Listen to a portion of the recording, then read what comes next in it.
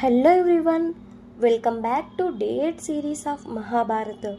ఈరోజు మనం చిన్నతనంలో అర్జున భీముల సాహసాల గురించి తెలుసుకుందాం.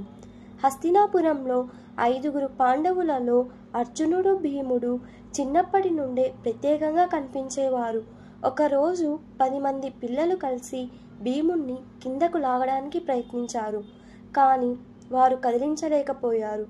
చిన్నప్పుడే పెద్ద పెద్ద చెట్లను సులభంగా పికిలించగలిగేవాడు భీముడు. ఒకేసారి 10 మందిని ఎత్తగలిగేవాడు. అర్జుని నైపుణ్యానికి వస్తే చీకటిలో కూడా చెట్టుపైన పక్షిని కనిపెట్టగలిగేవాడు. ఎప్పుడు తన విల్లును వెంట తీసుకుని తిరిగేవాడు అర్జునుడు. ఆటలాడేటప్పుడు కూడా తన గురిని తప్పకుండా కొట్టేవాడు.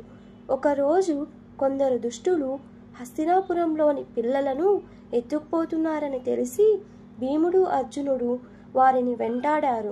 భీముడు తన బలంతో, అర్జునుడు తన చాతుర్యంతో ఆ దుష్టులను ఓడించి పిల్లలను కాపాడారు.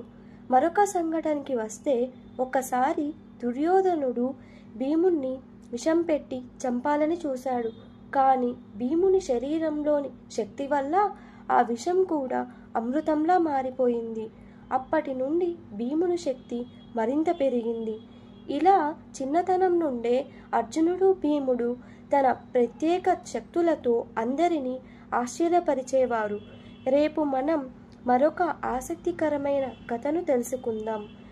ఫ్రెండ్స్, మీరు భీముడిలా బలంగా ఉండాలనుకుంటున్నారా, లేక అర్జునుడిలా నైపుణ్యం కలిగి ఉండాలనుకుంటున్నారా? Let me know your opinions in comment section. Please do subscribe and follow for more interesting stories. Thank you each and everyone who are supporting me. Thank you once again.